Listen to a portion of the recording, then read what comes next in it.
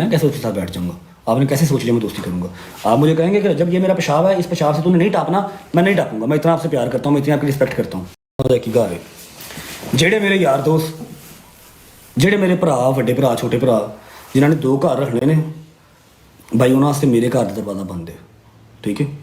ਮੈਂ ਇਸ ਬੰਦੇ ਨਾਲ ਨਾ ਦੁਬਾਰਾ ਬੈਠਾਂਗਾ, ਨਾ ਖਾਵਾਂਗਾ, ਨਾ ਪੀਵਾਂਗਾ, ਨਾ ਕਿਸੇ ਪਾਸੇ ਇਕੱਠਿਆਂ ਨਜ਼ਰ ਆਵਾਂਗਾ। ठीक है?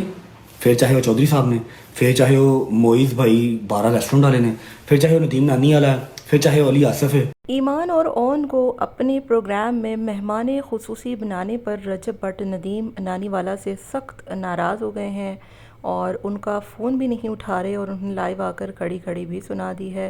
रजब भट्ट कहते हैं कि मेरे दुश्मनों के साथ जो बैठेगा वो फिर मेरे साथ कभी नहीं बैठ सकता और ये सारा कुछ क्या हुआ है आपको मैं वक्त आने पर बताऊंगा।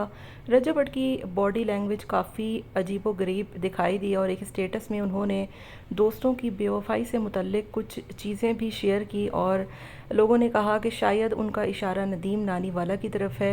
यहाँ पर जिसके लिए जितना करो वो उतना ही ज़्यादा आपको धोखा देता है। रजब भट्ट ने ऐसा कुछ कहा है और सोशल मीडिया पर ये पोस्ट भी रिपोस्ट की है, जिसके बाद लोगों ने रजब भट्ट को ये जोड़ना शुरू कर दिया है कि शायद वो नदीम नानीवाला को ये सारी बातें सुना रहे हैं, क्योंकि कल के रोज़ नदीम नानीवाला ने एक प्रोग्राम किया जिसमें रेहान तारिक भी थे और वहाँ पर आईफोन्स वगैरह डिस्ट्रीब्यूट किए और मेहमान खुसूसी के तौर पे वहाँ पे रजब भट्ट के सबसे बड़े दुश्मन यानी ओन और उनकी अहलिया को, जो साबका अहलिया हैं, उनको भी बुलाया और वहाँ पर उनको भाभी भाभी कहकर मुखातिब करते रहे। रजब भट्ट अपने वीडियोज़ में साफ इस बात का ऐलान कर चुके हैं कि उनका ईमान और ओन से कोई ताल्लुक़ नहीं है, उनका ताल्लुक़ सिर्फ़ किवान से है। ये तमाम तर चीज़ें जानने के बावजूद नदीम नानीवाला जो कि रजब भट्ट के ही दोस्त हैं, उन्होंने ऐसी हरकत क्यों की? अगर नदीम की जगह रजब का कोई और दोस्त होता जैसे शहजी, मानजोगर, हैदर, वो कभी भी इस तरीके की हरकत नहीं करते, क्योंकि उन्हें पता है कि रजब भट्ट गुस्सा होगा इन तमाम तर चीज़ों को देखने के बाद और बतौर मेहमान खुसूसी तो सवाल ही पैदा नहीं होता। वहीं पर हमने देखा कि रजब भट्ट के हमेशा नदीम नानीवाला के साथ होते थे, लेकिन इस मौके पर नदीम नानीवाला के साथ नहीं आए।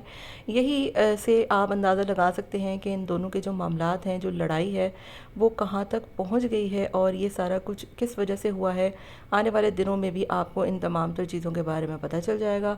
फ़िलहाल के लिए रजब भट्ट ने नदीम नानीवाला को ठीक ठाक सुनाई है और उसको एक बेवफा दोस्त भी करार दिया है।